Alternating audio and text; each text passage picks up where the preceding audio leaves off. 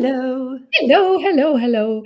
I'm just turning off my phone here, folks. Good morning and welcome. We are interviewing Louise McDonnell today. Some of you might know Louise. She's often on social media because her business is Sell on Social Media. Louise, tell us a little bit about what you do and introduce yourself so people know who you are. Oh, thank you so much for having me on your LinkedIn, Samantha. So my business is Sell on Social Media. I have an agency where businesses can completely outsource the creation of their strategy and implementation of that strategy. And then I have an academy where I teach and coach people the process that we use in my agency to get results quickly for clients.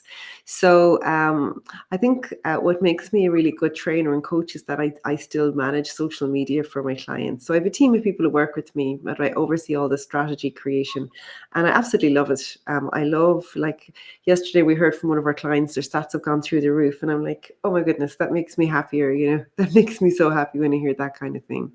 So yeah, so that's what I do, Sam. So I say to people, if you're on social media and if you're spending a lot of time there, but it's not generating leads for you, then you need to switch it up. Or if your marketing feels difficult, if it feels like you're pushing up a hill all the time, if it doesn't feel quite right, chances are your messaging, your positioning is off and you need to do something about it. Yeah, and that's really good because, obviously we're nearing the end of the year, okay? And a lot of people are, looking at what they've done this year and where they want to be next year. So, what is the biggest mistake that you see business owners making when they're using social media? So there's lots of different mistakes that people make, and actually, I have three categories of like that I was like actually talking about in my masterclass last night. But you have people who are on the outside looking in, so they're either not on social media or they're there really inconsistently, and so they don't really have a presence. Mm. Then you have the people who are quite busy on social media and they're doing a lot of work, but they feel really disheartened because it's not bringing them any sales or leads. Mm. And then you have other people who are have got the messaging down, they've done work on that, and they're getting sales and leads, but now they need to scale it. Now they just need to get in front of way more eyeballs. So the mistakes, I suppose, if you're not showing up in the first place, well, it's like it'd be like if there was a networking event on here, Samantha, in person, and you didn't show up. Well, you're never going to get any benefit from it. Mm. The people that maybe are showing up, maybe their messaging is off. So it could be that they're attracting the wrong target audience, or that when they are attracting the target audience, that they're not differentiating themselves. So the audience don't really know why they should do business with them or how they're different, or they don't know the outcome. They don't know that what's like if they join a program or if they buy a product, well, how is their life going to be different as a result of having made that investment? So Mm. if you're not able to communicate that effectively, it means all your marketing will be off. And sometimes people come to me and they say, I want to do ads because what I'm doing isn't working. And I would say, well, if it's not working organically, if it's not working with the people you're reaching, just getting in front of way more people isn't going to make that work. You need to Yep. improve your messaging, improve, your packaging of what you're selling in Mm. order to get a better outcome for yourself. And then there are the people, as I was saying, who are doing quite well. They're getting the sales and leads. They just need to reach more people. They need to create a system which they can automate, which is going to scale for them. So there's like lots of different things that you need to do to get right, depending on where you are. So I always say that it depends on the level of brand awareness that you have in the marketplace already. It depends on how big your email list is. If you don't have an email list, number one priority in 2025, start building one, Yep. because the people on your email list are your warmest prospects. Hmm. Um, and if you have a small email list, you're going to use different tactics to generate leads than if you have a large email list. Hmm. If you, depending on what you're selling, so if you're selling something which is, if people are sensitive about. So let's say if I'm working at the moment with a recovery coach, an addiction recovery coach. So what they do because people are quite sensitive around that topic, they have to use completely different tactics than people that are selling something that people are happy to be, publicly associated with. Yes. Because all of those factors will really determine the what you do on social media to get results.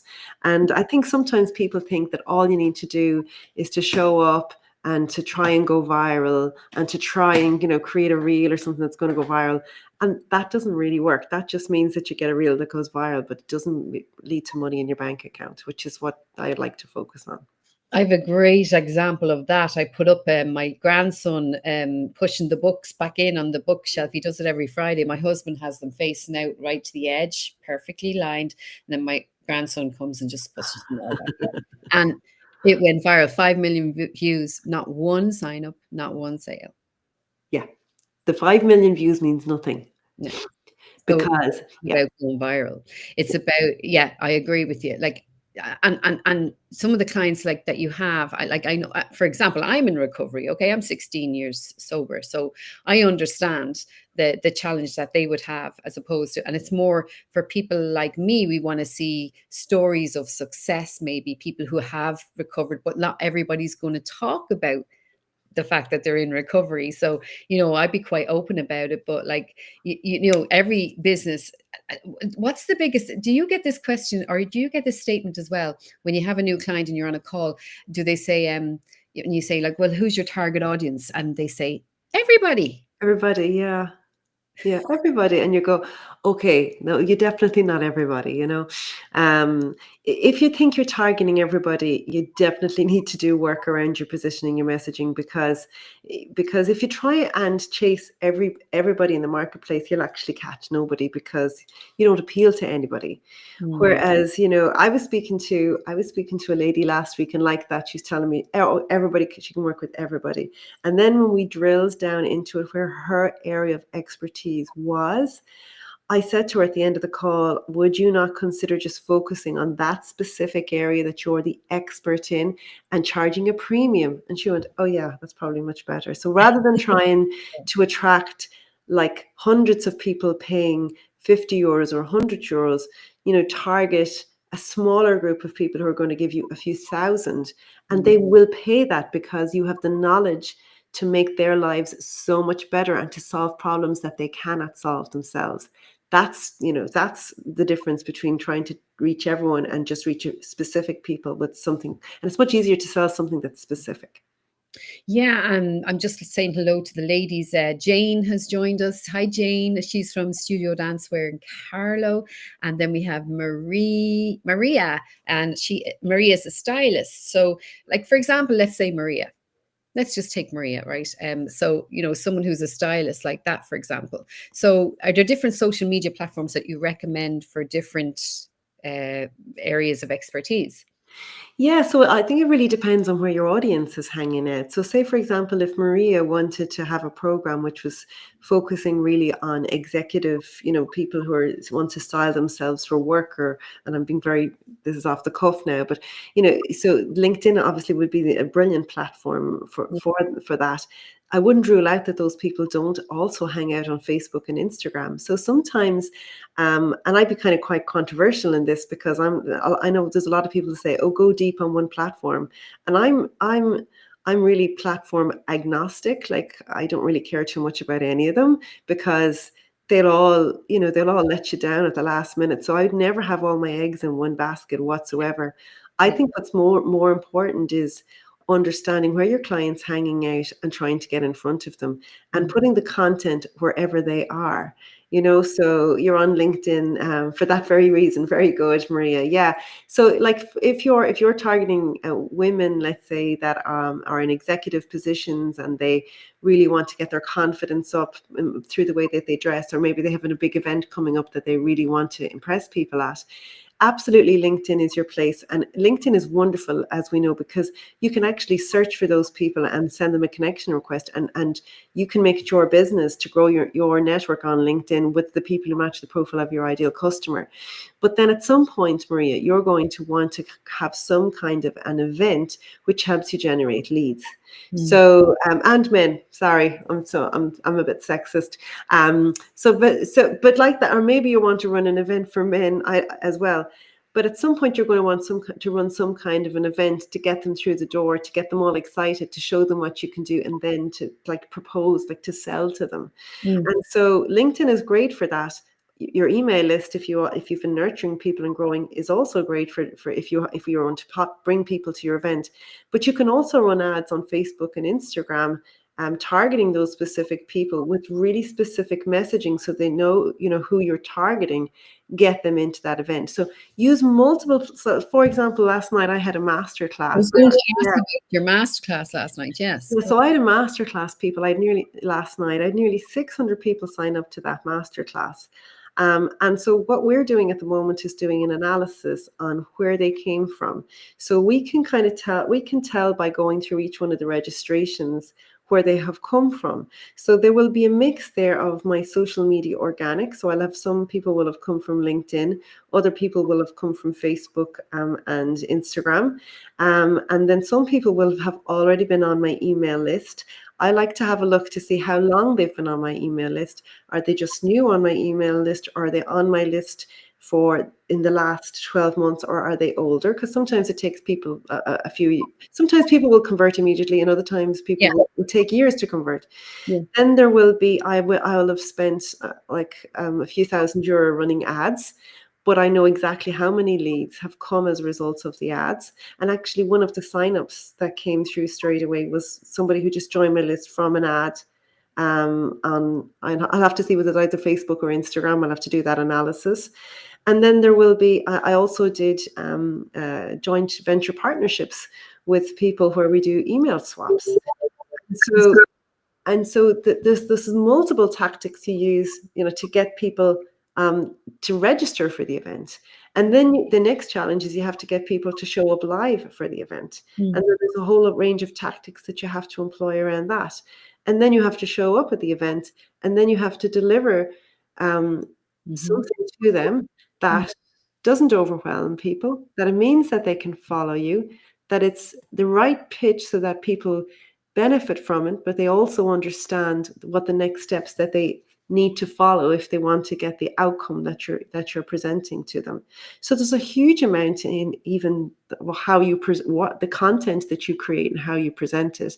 And it would have taken me, I would say, 4 or 5 days just to prepare what I presented in that 1 hour, to make sure that the content was right. So sometimes people have events, but they don't think enough about is the content going to be right? If you make the content too complicated, people get overwhelmed and you leave them behind you, and they're not thinking about what you're saying because you've lost them. If you give people too much, then they go away and they go, thanks very much, Louise, I don't need you now. Okay. Yes. Yeah. Yeah. But if you can kind of give people enough so that they benefit, but they also see the benefit of working with you, Yeah. that's what you want. And then after your masterclass, then you're going into your series of emails after that, which is where you generate most of your business. So there's quite a lot to it. So if you're running an event, there's just a little bit of an insight of what you need to be thinking of. So it's not just one channel, and it's not just one tactic. There's a lot to it. And it is difficult to get it right, but once you get it right, it will generate a lot of money for you.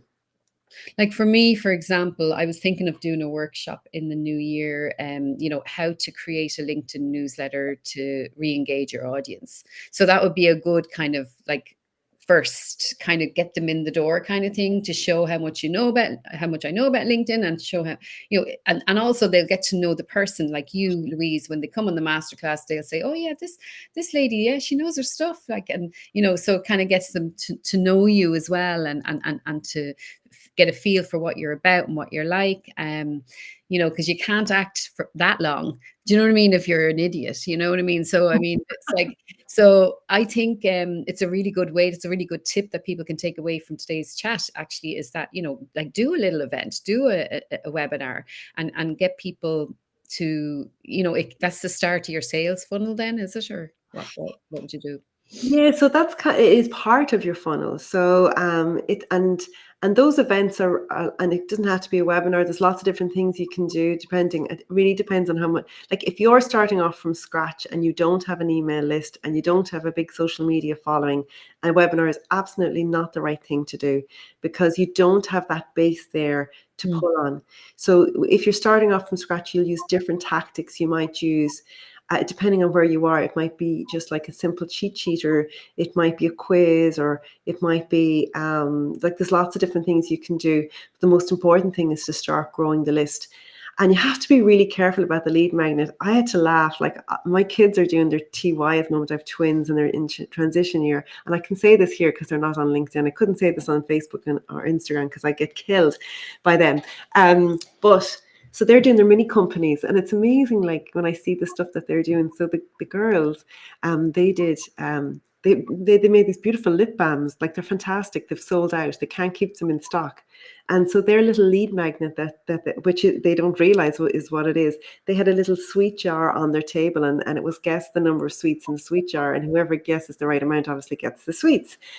So that's what they were doing to bring people to their table. But I was looking down through all the people who had guessed, and there was loads of people like young guys who were never going to buy lip balm. Like they're just not going to buy lip balm. So I was like, well, there's an example of that they're getting lots of attraction over to their table, but is it the right? Are you attracting the right people? And yeah. sometimes people do that with their lead magnets as well. They go, oh, I'm going to create this because it's easy to do and it'll be really nice information for my target audience. But then you might find that you're actually attracting people at the wrong level, or you're attracting the people who aren't who aren't the right fit for what you're selling. So Mm, getting the lead magnet right is something that I find people will come into my program. They'll say, "Oh, well, I have something done. That'll do for my lead magnet." I'm like, "No, hang on. It is absolutely not the right thing to yeah, do." and I've actually asked some people on calls, have you got a newsletter or a lead magnet? And they're like, what is a lead magnet? So just to go back, can we just explain to people that might not know what a lead magnet is? Yeah, so let me explain by an example. So there's one of my clients, and he just sent me his lead magnet. He goes, "What do you think of this, Louise?" So he's an insurance broker. He's based just outside New York, and he has put together this lead magnet. It's for real estate brokers, and it's for whenever they are selling a house that's a secondhand house in a zone where there's potential for floods or hurricanes or that kind of thing. And what he did was just a simple checklist. So a simple checklist where when the real estate broker, because they're not experts in insurance, okay? So it's a simple checklist that they can bring with them, and they can go down through the checklist and just remind themselves and remind the buyer of the essential information that they will need before they buy the premises. Yeah. Now, that is such a simple thing, really, really useful. And he had sent it to me with a lovely cover with his contact details. And then he had all the really good information. I said, put your phone number and your email address and your QR code on each page, because if they only print the pages that they need, at least you're benefiting from it. And so the whole idea of that is that it becomes a very useful tool for people in that industry. And the more useful it is, the more they will use it. And whose name is on it? His name is on it. And when they need to recommend, so this is advice around insurance, and he's giving the advice. So who's the person who's going to benefit? He's going to benefit. So a lead magnet, and I know sometimes that term does confuse people. So you're right, Samantha. Like a lead magnet is to help you to generate a lead. So it's to appeal to the person who absolutely matches the profile of your ideal customer. And it's a magnet because it has to attract them and lead them towards you. But the thing is, it must lead them towards your offer, right? I did a lead magnet earlier on in the year. It was a disaster. It was like, and sometimes you have to learn from your mistakes. I did it. It was a disaster. I got loads of leads from it. They were all the wrong leads. Yeah. Yeah. So it attracted people who didn't want my coaching program. They were attracted people who were seeking free information and free advice. And it was pitched at, it was two beginners. And so you have to be really careful that you don't spend time and effort. And it's not just the time and effort, it's your emotional. You put this thing out there in the world and you put a lot of time and effort, and then it doesn't work, or it works, but it doesn't do what you want it to do, then you have to pick yourself up and start again. So it's all very challenging. No, it's brilliant. And I just want to give a shout out to Phil and Dewi as well. I don't know why the X comments don't all show. So Dewi, I saw on Twitter that you said, see, I'm actually on X Live as well on my Twitter. Ah, So we have 93 people watching at the moment. oh, no way. My God, I get nervous. So, but you're giving great value, you see. So, just so you're aware, folks, on Twitter, when we go live, any of my followers, they get a notification that I am live. So it's really, don't disregard Twitter for these things as well, just folks, because it still is working very, very well for this kind of thing, for live video and stuff. And now we have 101 viewers. Thank you so much, everybody, for viewing. But I'm afraid we have to go in a minute. So I just wanted to introduce Louise to you. And Louise, tell us, can people still get your mastermind, the recording? Can they So still yeah, the masterclass was live last night. So it's called ChatGPT Powered Social Selling. So what I do is I share with everyone my 5-step framework that you like, which never changes, for what you need to do to get leads and sales on social media. And what I've done is I've actually showed you how you use ChatGPT at every single stage of that, so that you get your results 4 times faster and you get better results. And that's all in the masterclass. I actually really loved delivering it last night. So I have a link to the replay. The replay is available for about another 36 hours. So I know I've given it to Sam, and I think we'll have to share it in the comments afterwards. But check it out. It's really good. So anyone who was at Social Media Fest with Samantha and myself a few weeks ago, this is like the same presentation, but it's an hour long as opposed to 15 minutes. So there's a lot more detail in it. So yeah, greetings from Social Media Fest. I think you're coming again to April 9th in Dublin, I believe. Oh, yeah. Cannot wait. Yeah, I'm really looking forward to it. It's great. You see, speakers that give value always come back to Social Media Fest, and it's you always give great value, Louise. So thank you so much, and thank you everybody for watching. Thanks a lot. Jose has joined us from Mexico. Hi, Jose. So it's great. So that we were global as well. So thank you so much, Louise. Thanks for the chat. I'll see you. We have a mastermind now ourselves. We have a mastermind group, folks. If anyone is interested in that, please do message us. Definitely, Louise, thank you so much. And if anyone wants to check out Louise's masterclass that she delivered, the replay is available. Either message her on LinkedIn. I put her LinkedIn up here, her Twitter. And if you want to check out, just give her a message here today, and she'll send you the link and you can watch the replay. Yeah. So thank you, Sam. I'm not sure if I'm frozen. No, fine. You're fine. Fine. So folks, I'll see you later. Have a great rest of your week. And Louise, have a great day. And thanks very much. Thanks, everybody. Thanks, Sam.